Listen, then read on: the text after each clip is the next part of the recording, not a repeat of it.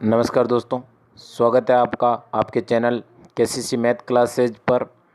अब रोज़ाना घर बैठे मैथ की निःशुल्क कोचिंग के लिए आज ही हमारे चैनल को सब्सक्राइब करें और बेल आइकन को प्रेस करें।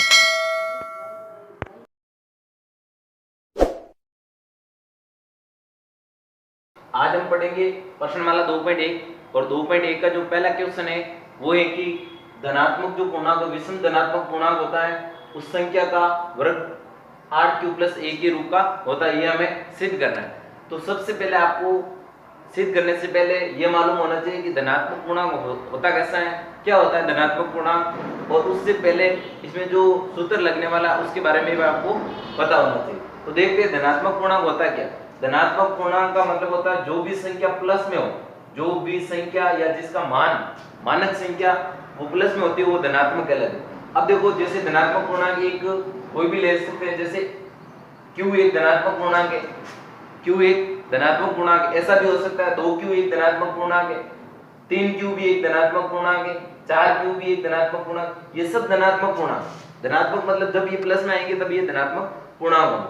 अब हमें बताना है 8q + 1 है जो ये किसी धनात्मक पूर्णांक संख्या का वर्ग है, ठीक है। तो देखो सबसे पहले आपको इसके लिए आपको एक सूत्र याद में रखना है, कौन सा, कि जो यूक्लिड विभाजन प्रमेय का वो क्या होता है, ये इस प्रकार होता है a = bq + r। अब इसमें क्या होता है, a का मतलब होता है आपके भाज्य, a का मतलब होता है भाज्य, यानी कि इस प्रकार से देख लेते हैं। यहां पर जो आता है अंदर वो होता है a, ठीक है। यहां पर जो आता है b भाजक होता है, ये होता है आपके भाजक, ठीक है। उसके पश्चात इनटू भागफल होता है ये q और प्लस शेषफल, ये होता है आपके प्लस शेषफल। अब आपको ध्यान में रखना है, यहां पर भागफल लिख लेंगे, भागफल प्लस शेषफल, यहां पर जो आएगा वो r है। इसमें एक चीज और ध्यान रखनी है, क्या रखनी है कि जो r है यानी कि शेषफल है, शेषफल हमेशा ही क्या होता है, शेषफल हमेशा ही होता है b से छोटा, b से क्या होता है छोटा होता है, b से तो हमेशा क्या होता है छोटा होता है, कौन, शेषफल। लेकिन 0 से क्या होता है बड़ा भी होता है और बराबर भी होता है, शेषफल 0 भी आ सकता है, 0 से बड़ा भी आ सकता है, ये चीज भी आपको ध्यान में रखनी है। अब देखो इसके अलावा और कि हमें ये तो पता चल गया कि ये सब धनात्मक पूर्णांक कोई भी हो सकता है, लेकिन अब इसमें आपको कौन सा लेना है। और एक चीज और ध्यान रखनी है, सम धनात्मक पूर्णांक क्या होता है, विषम धनात्मक पूर्णांक क्या होता है। तो सम धनात्मक पूर्णांक वो होता है जिसमें 2 का भाग जाता हो, और विषम धनात्मक पूर्णांक वो होता है जिसमें 2 का भाग नहीं जाता हो। जैसे इसका ये एक विषम धनात्मक पूर्णांक है, अब देखिए इसमें 2 का भाग जाता है तो ये एक सम धनात्मक पूर्णांक हो जाएगा, सम धनात्मक पूर्णांक। ये 3 इसमें 2 का भाग नहीं जाता तो ये विषम धनात्मक पूर्णांक हो जाएगा, और ये भी विषम धनात्मक। अभी तक इसमें इनमें से हमने फिक्स कर लिया, लेकिन इसको यूक्लिड विभाजक प्रमेय के अनुसार लिखते तो ये ऐसा नहीं लिखा जाएगा, इसको ऐसे लिखेंगे हम, देखो ध्यान रखना। जैसे 2 है तो एक बार तो हम लिखेंगे 2q, ठीक है, और अगला जस्ट इसका अगला धनात्मक पूर्णांक आएगा वो आएगा 2q + 1, ठीक है। तो इसमें से देखो ये तो हो गए सम और ये हो गए आपके विषम धनात्मक पूर्णांक। इसी प्रकार इसको भी आप ऐसे लिख सकते हो, इसको कहां तक लिखेंगे तो देखो 3q, फिर लिखेंगे 3q + 1, फिर लिखेंगे 3q + 2, यानी कि जो अंतिम मान है वो शेषफल से छोटा वाला 3 हम नहीं ले सकते यहाँ पे, ठीक है। तो ये 3 बार ऐसे लिख सकते, जैसे ये अगले वाला लेते हैं, इसको हम कैसे लिख सकते हैं, तो इसको ऐसे लिखेंगे 4q + 1, 4q + 2, 4q + 3, इस प्रकार हम 4 वाले एक धनात्मक पूर्णांक को इस प्रकार लिख सकते हैं, ठीक है। अब इसमें से भी देखिए सम कौन सा और विषम कौन सा, तो ये तो आपको हो गया सम धनात्मक पूर्णांक, वापस ये हो गए विषम धनात्मक पूर्णांक, ये हो गए सम धनात्मक पूर्णांक, और ये हो गए विषम धनात्मक पूर्णांक, ठीक है। जिसमें 2 का भाग देता है वो सम धनात्मक पूर्णांक हो जाएगा, जिसमें 2 का भाग नहीं जाता वो विषम धनात्मक पूर्णांक हो जाएगा। अब देखिए ये क्वेश्चन किस प्रकार हल होगा, ये आपको ध्यान में रखना, कौन सा सम धनात्मक पूर्णांक होता है, कौन सा विषम होता है, धनात्मक पूर्णांक क्या होता है, इसके बाद आपको ये सवाल हल करना है। देखो सबसे पहले हम लिखेंगे, माना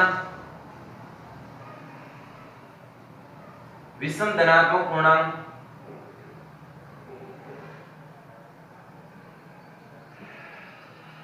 विषम धनात्मक पूर्णांक ये माना विषम धनात्मक पूर्णांक बराबर ए हमने विषम धनात्मक पूर्णांक मान लिया।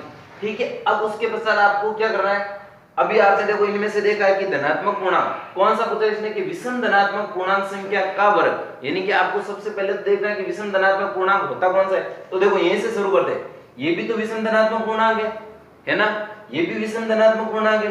आपके क्वेश्चन में सीधा 4q वगैरह ले रखा है, लिया कैसे ये देखना है। तो देखो ये भी विषम धनात्मक पूर्णांक है, ये भी विषम धनात्मक पूर्णांक है, ये भी विषम धनात्मक पूर्णांक है। तो ये कैसे लेंगे हम, तो ध्यान दो, देखो 2q प्लस ये भी ले सकते हैं। जब हम लेंगे और इसका वर्ग करेंगे, वर्ग करने का कह रहा है, वर्ग करेंगे तो इसका 2 का वर्ग करेंगे तो 4 ही आएगा, 8 हमारे पास आने वाला ही नहीं है। ठीक है, तो ये हम नहीं ले सकते। अगला धनात्मक पूर्णांक देखेंगे तो अगला धनात्मक पूर्णांक है हमारे पास में 3q प्लस 1। अगर हम 3q प्लस 1 भी लेते हैं तो 3 का वर्ग 9 हो जाएगा, 8 कॉमन नहीं आएंगे। ठीक है, तो इसलिए हमें अगला धनात्मक, इससे अगला धनात्मक पूर्णांक देखना, और अगला धनात्मक पूर्णांक क्या होता है 4q प्लस 1 और 4q प्लस 3 के रूप का होता है। इसलिए हम यहाँ पर कौन सा धनात्मक पूर्णांक लेंगे, 4q प्लस 1 और 4q प्लस 3 वाला लेंगे। ठीक है, ये समझ में आ गया आपके। अब देखो यहाँ पर हम लिखेंगे, हम जानते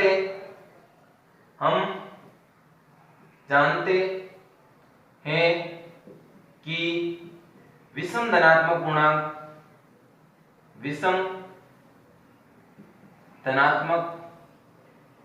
पूर्णांक कैसा होता है, कौन सा लेंगे, ये वाला लेंगे, धनात्मक पूर्णांक 4q प्लस 1 व इनको हटा देते बाकी वाले को,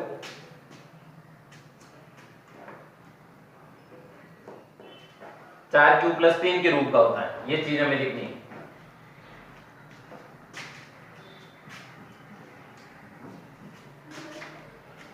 चार क्यू प्लस 1 वो 4q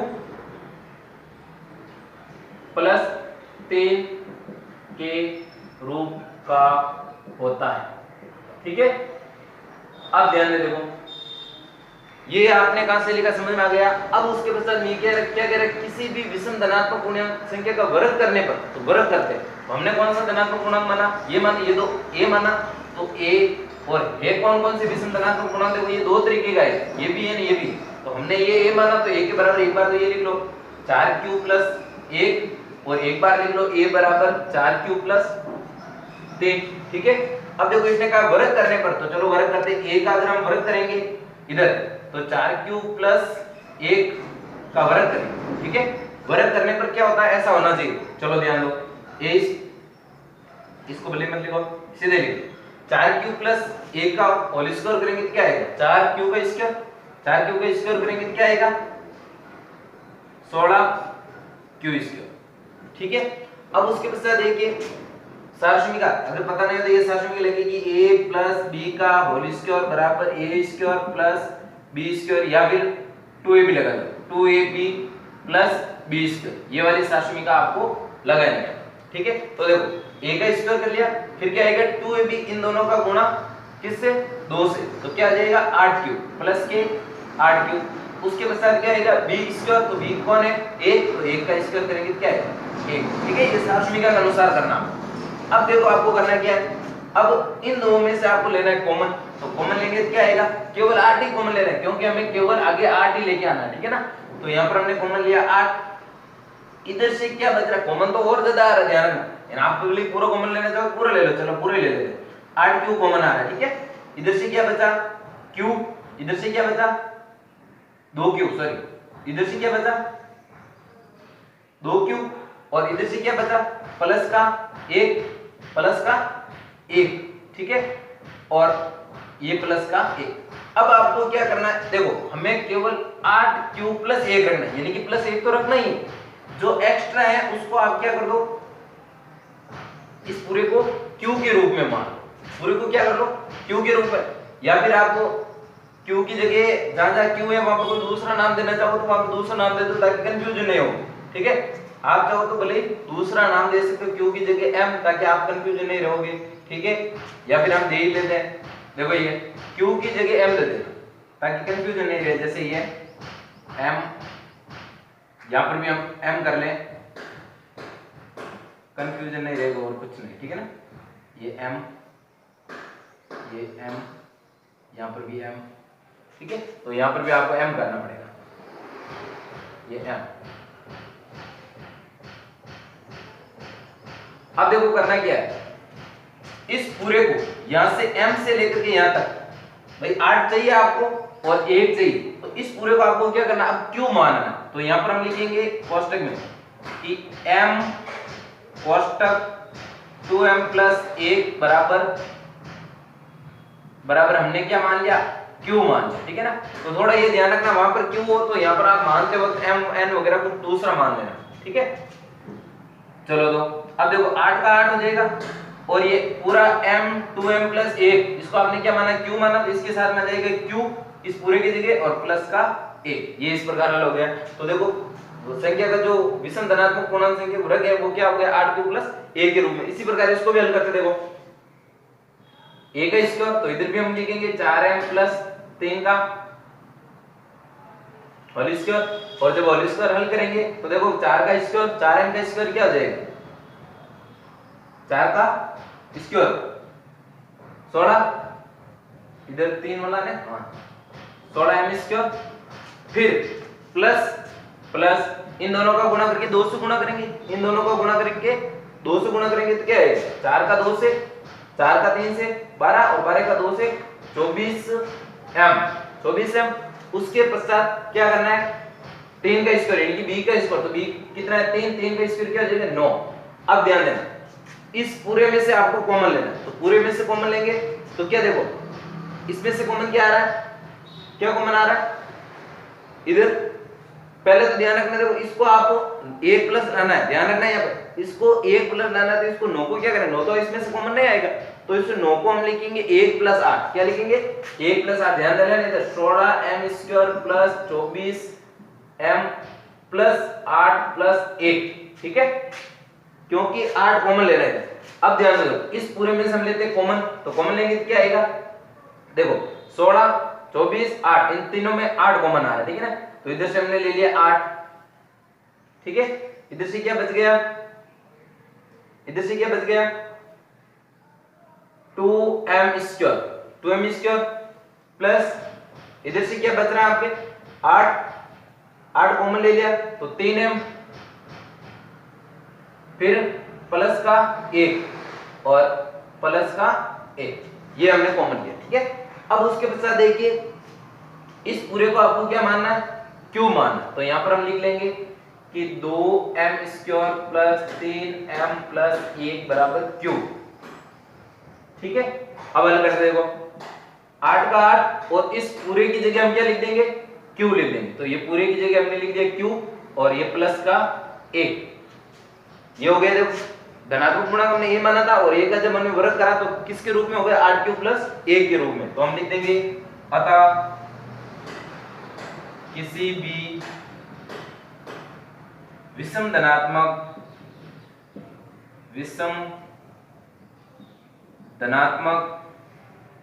संख्या का वर्ग 8q प्लस 1 के रूप का होता है, ठीक है। ये इस प्रकार आपको पूरी विधि से। क्वेश्चन नंबर 2, क्वेश्चन नंबर 2 क्या है, किसी भी धनात्मक पूर्णांक संख्या का घन है जो 9q प्लस 1 9q प्लस 8 के रूप का होता है, ये हमें दर्शाना है।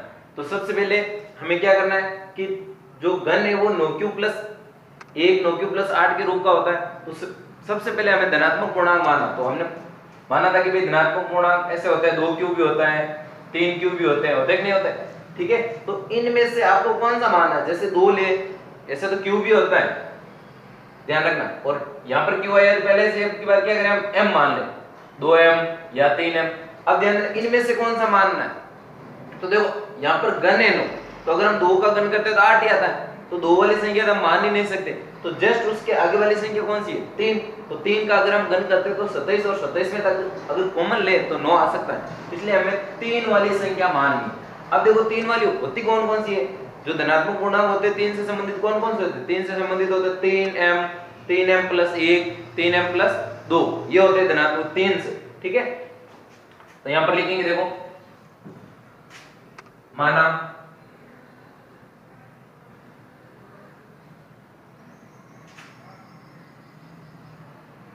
धनात्मक पूर्णांक बराबर ए। ए हमने एक धनात्मक पूर्णांक मान लिया, ठीक है। अब हम जानते हैं, क्या लिखेंगे, हम जानते हैं कि धनात्मक पूर्णांक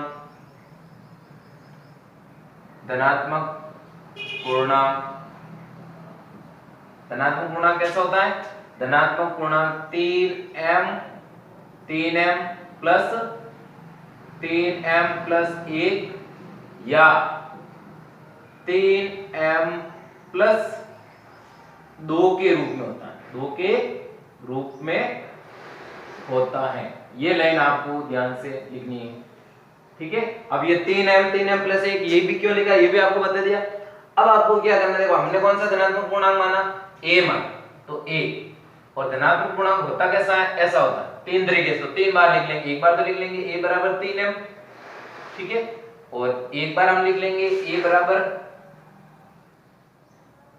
3m प्लस 1, ठीक है, और एक बार हम लिख लेंगे a बराबर 3m प्लस 2, ठीक है। ये हमने धनात्मक पूर्णांक है, ये धनात्मक पूर्णांक होते हैं। अब इसने कहा कि घन करने पर, तो हम भी घन करेंगे, a का करेंगे घन, a का घन करेंगे, तो a का घन करेंगे, इधर किसका घन करेंगे, 3m का करेंगे घन, तो 3m का घन क्या हो जाएगा, 27m क्यूब। अब देखो हमें चाहिए क्या, पहले वैसे क्या 9 क्यों चाहिए, तो 9 लेना है कॉमन, तो इसमें से 9 कॉमन लेंगे, तो कितना आ जाएगा, 9 इंटू, यानी कि 9 से गुणनखंड लेना है आपको, 9 इंटू पीछे कितना आएगा 3m क्यूब। हमें रखना है 9 क्यूब, तो 9 तो रखना ही नहीं, इसको बनाना है क्यूब, तो हम यहाँ पर लिख देंगे कि 3m क्यूब बराबर, हम इसको क्या कर देंगे, क्यूब मान लेंगे, ठीक है। तो अब देखो ये क्या हो जाएगा, 9 की जगह तो 9 ही लिखेंगे हम, और 3m क्यूब को हमने क्या मान लिया था, क्यूब मान लिया, तो यहाँ पर हम लिख देंगे क्यूब। तो देखो ये पहला वाला था, क्या हो गया 9 क्यूब, ठीक है। इसी तरह आपको ये वाला लेके आना है, तो क्या करना है, इधर भी हम करेंगे घन, दूसरे में a क्यूब, तो इधर हम किसका क्यूब करेंगे, 3m प्लस 1 का क्यूब करेंगे। अब देखो ये आपको क्यूब वाली सारणी आनी चाहिए, तो क्यूब वाली सारणी में क्या है, ये यहाँ पर ध्यान देना है, क्यूब वाली सारणी का a प्लस b का अगर हमें क्यूब करना हो,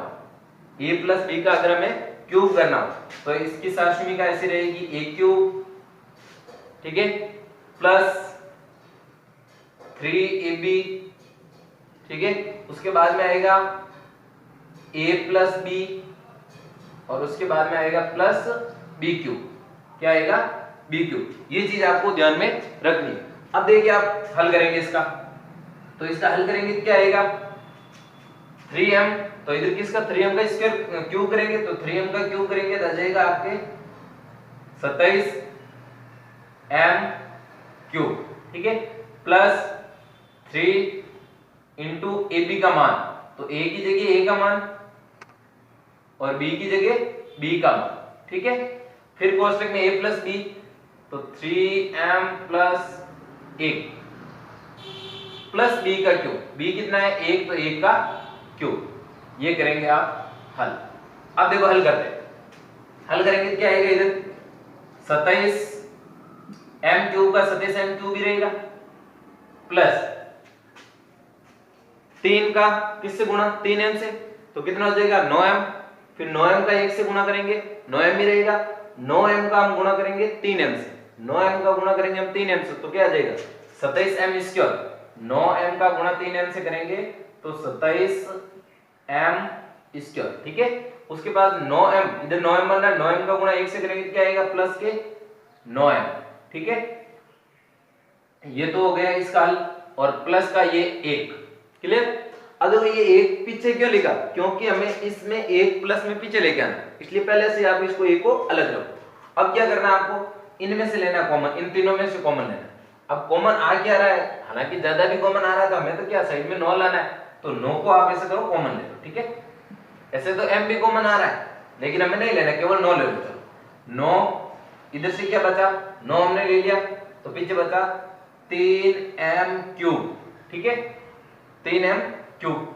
फिर इसमें से 9 लिया तो पीछे बच गया 3m स्क्वायर, और इधर से हमने 9 ले लिया तो पीछे बच गया m प्लस का a। अब देखो अगर हम इस पूरे को हम क्या करते हैं q बनाते, इस पूरे को हम q माना ये q है तो ये क्या हो जाएगा 9 और ये पूरा हो जाएगा q plus a, 9q plus a। तो इसको हम लिख लेंगे यहाँ पर क्या लिखेंगे कि 3m cube plus 3m square plus m बराबर हमने क्या कर दिया q मान लिया, ठीक है। और इसकी जगह हम लिख लेंगे 9 का 9 और इस पूरे की जगह हम लिख देंगे q प्लस ये वाला a, 9q प्लस a। अब सेम इसी प्रकार इसको भी हल करना, देखो क्या करेंगे इधर a का करेंगे, इधर a लिख लो, ठीक है ना, a का क्यूब तो इधर हो जाएगा 3m प्लस 2 का क्यूब। अब क्यूब वाली साशमिका आपको बताई हुई ये रही क्यूब वाली साशमिका, तो सबसे पहले किसका क्यूब होगा 3m का, तो यही क्या रहेगा 27m क्यूब प्लस, अब ध्यान दो यहां पर क्या आएगा 3 तो यहां पर भी 3 इंटू 3m प्लस इंटू 2, ठीक है। साशमिका के अनुसार ये साशमिका देख कर लेना। फिर कोष्टक में आएगा 3m प्लस 2, ठीक है, और प्लस आएगा 2 का क्यूब, ठीक है।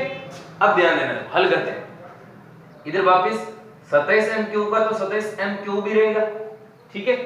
अब करते हैं इनका गुणा, 3 का 3m से गुणा करेंगे 9m का फिर 2 से गुणा करेंगे तो कितना हो जाएगा 9m का 2 से गुणा करेंगे 18m, 3 का 3m से 9m का 2 से 18m, 18 का 3 से 54m, कितने 54m प्लस के 54m। अब इसी प्रकार देखो फिर 18m का 2 से गुणा करेंगे, 18m का 2 से गुणा करेंगे कितना आ जाएगा 36m प्लस का इसको तो रखेंगे अलग कोष्टक में, ठीक है। और ये 2 का क्यूब क्या था 8 और 8 हमें पीछे लेके आना था, ये पीछे रख लेंगे प्लस के 8।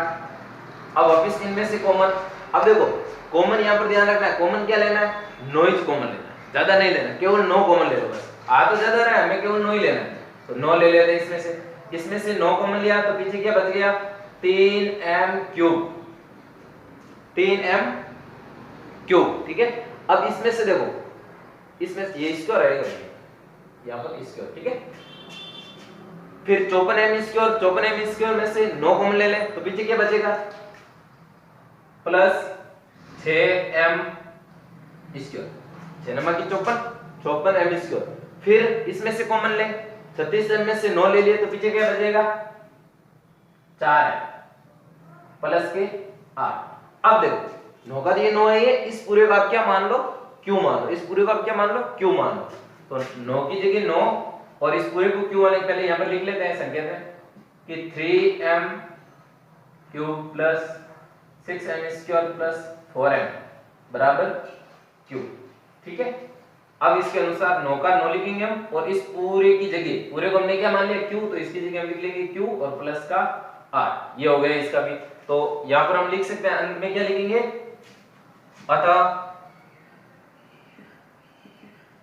किसी भी धनात्मक पूर्णांक का घन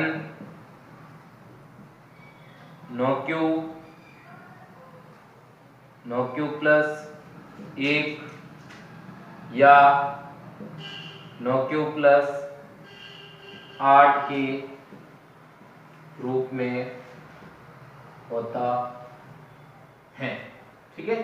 ये लाइन आपको लिखनी है, ओके। क्वेश्चन नंबर 3 क्या है, किसी भी धनात्मक विषम पूर्णांक संख्या को आप 6q प्लस 1, 6q प्लस 3 या 6q प्लस 5 के रूप में व्यक्त कर सकते हैं। तो सबसे पहले आपको क्या करना है, यहाँ पर आपको यूक्लिड विभाजन प्रमेय का सूत्र लिखना है और आपको मानना पड़ेगा धनात्मक पूर्णांक। तो सबसे पहले माना विषम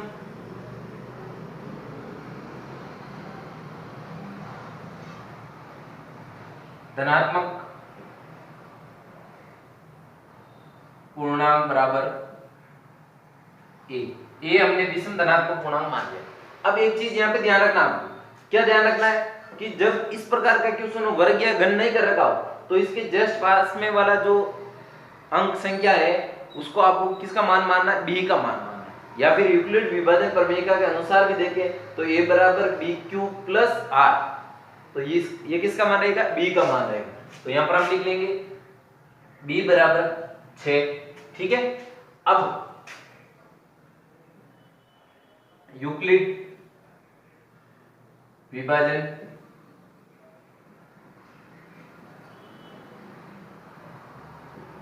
प्रमेय, यूक्लिड विभाजन प्रमेय का जो सूत्र है वो क्या है, वो इस प्रकार है a बराबर बी क्यू प्लस आर। और आपको बताया हुआ है कि इसमें जो r का मान रहेगा वो r का मान क्या रहेगा, r रहेगा आपके या तो रहेगा 0 के बराबर या रहेगा 0 से बड़ा, लेकिन किससे छोटा रहेगा, b से हमेशा के लिए वो छोटा रहेगा। ये चीज आपको ध्यान में रखनी है। r का मान b से तो क्या रहेगा, छोटा रहेगा, लेकिन 0 से बड़ा रहेगा। अब 0 से बड़ा रहेगा तो देखते हैं तो r के मान कौन कौन से हो सकते हैं। तो इसलिए r बराबर जो मान होंगे, r के मान, r के जो समूह मान होंगे वो इस प्रकार होंगे। कौन कौन से होंगे, देखो b से छोटा तो b का मान क्या है 6, तो r के मान होंगे 0 भी हो सकता है, 1 2 3 4 5, ठीक है, लेकिन 6 नहीं होगा, 5 तक होगा, ठीक है ना, क्योंकि b से छोटा रहेगा। b का मान 6 है तो b से छोटा, ये r के आपके मान रहे। अब आपको क्या करना है, इस यूक्लिड विभाजन प्रमेय में इनके मान रखना है और हल करना, और कुछ भी नहीं। तो देखो सबसे पहले ये पूरे रख दो ना, यहां से ये आपको यूक्लिड विभाजन प्रमेय में रखना है। तो r बराबर सबसे पहले 0 रखेंगे, 0 r बराबर 0 रखेंगे, ध्यान से अच्छी तरीके से देखना, r बराबर 0 रखेंगे तो 0 रखेंगे तो सूत्र क्या है, a बराबर बी क्यू प्लस r, यही है, ये बार बार लिखने की जरूरत नहीं, आप एक बार समझ जाना। अब देखो r बराबर हम ये लिखेंगे तो a की जगह a का मान बराबर b का मान क्या है 6, फिर q का मान पता नहीं हमारे पास में, प्लस r का मान हमने 0 लिया, ये 0, तो इसका जो हल आएगा वो क्या है, इसका हल आएगा 6q।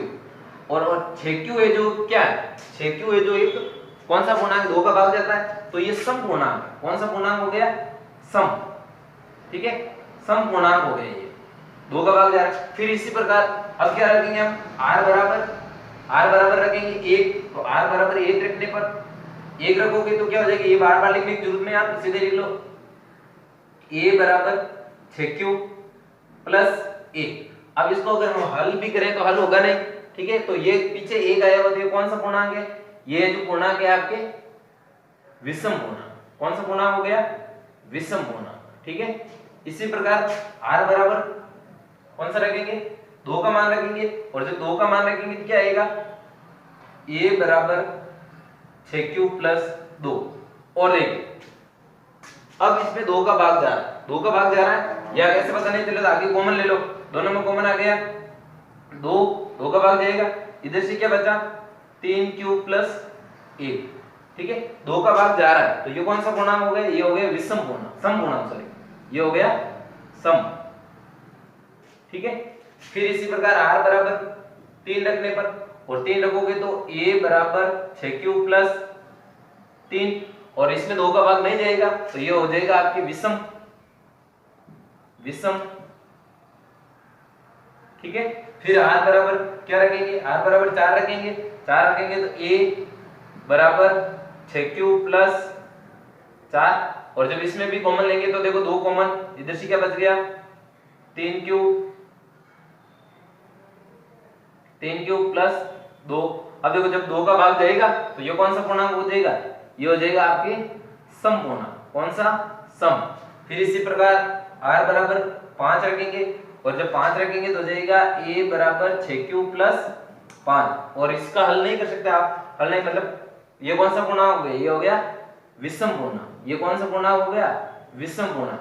अब देखिए कौन कौन से विषम पूर्णांक है, एक तो ये 6q प्लस 1, एक आया आपके 6q प्लस 3, और एक आया 6q प्लस 5, तो हम लिख सकते हैं अतः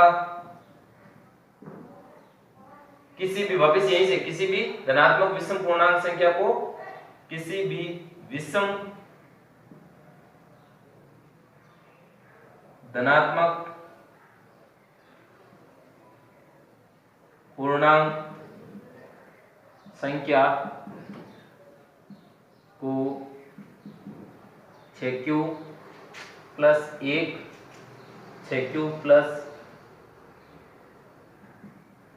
3 व 6q प्लस 5 के रूप में व्यक्त किया जा सकता है। अगर ये सवाल आपको सम का पूछ ले तो ये ऐसे ही होगा, सम का पूछेंगे तो सम वाला लिख देंगे, सम को, बाकी विषम का पूछे तो विषम से हो जाएगा, और संख्या चेंज हो तो भी हो जाएगी, ठीक है।